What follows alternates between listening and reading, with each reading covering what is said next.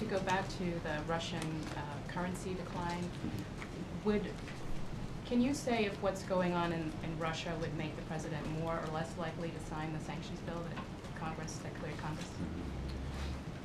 Well, Darlene, as you know, the United States and the Obama administration have been working very closely with our allies to implement a sanctions regime against Russia that has had as Jason was describing, a devastating impact on their economy. It has also isolated them from the global community on a variety of fronts, including in the area of the economy.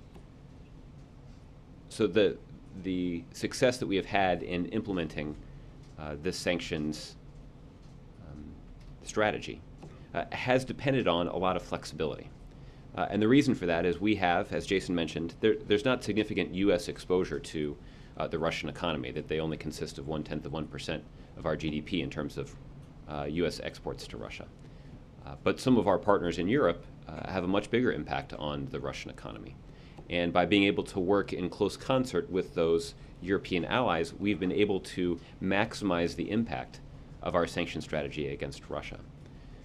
Now, and what we have tried to do is we've tried to optimize the impact on Russia's economy while at the same time mitigating the impact of the sanctions regime on American businesses. We certainly don't want American businesses to be held at a significant competitive disadvantage as a result of this strategy. We've also tried to mitigate the impact on the broader global economy to make sure that, we're targeting the impact on the Russian economy in a way that doesn't have dramatic spillover effects into the broader economy. You obviously can't eliminate that entirely, but you can ensure that the focal point of the impact is on Russia, and we have succeeded in doing that.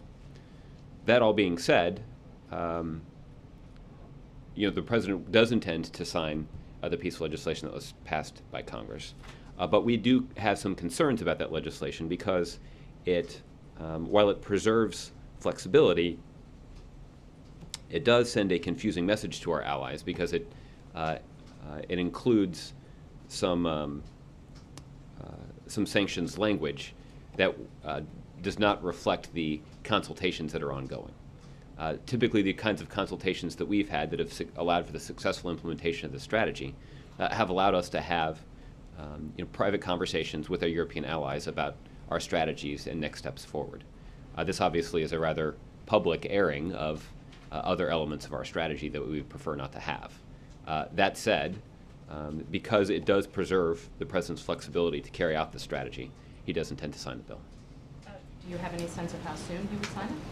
I don't. Before the end of the week? I would anticipate that it would get done before the end of the week. Again, that will be contingent on, however, the receipt of the fully enrolled version of the bill. And then one last question. Russia's economy has been having a difficult time for some time, and President Putin hasn't changed his behavior towards Ukraine. The current currency situation, do you think that will finally get him to change his behavior toward Ukraine? Does the White House think that? Ultimately, he's the only one that knows. But what is, I think, crystal clear to everybody around the world is that what we have said about this strategy has come to pass. We have suggested that the longer the sanctions regime is in place, the more isolated the Russians would be, and the greater the impact it would have on the broader Russian economy. And every week and month that goes by that the sanctions regime is in place, we see that the toll that is being taken by the Russian economy grows. We're now starting to see, as is clear from the extraordinary action that was taken by the Russian government overnight, Russia time, to dramatically increase the interest rate, as an indication that the bite on the Russian economy is only becoming stronger. And ultimately, though, it will be up to President Putin to decide whether or not these economic costs are worth it to him and are worth it to the Russian people.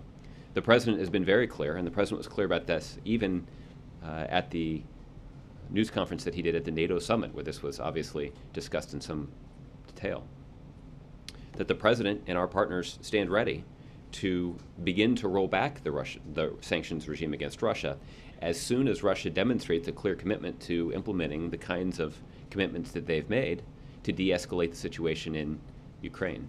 But we have not seen Russia follow through on those promises, and as a result, that sanctions regime has remained in place. And as long as that sanctions regime remains in place, the costs on the Russian economy will continue to increase. Okay. Roberta.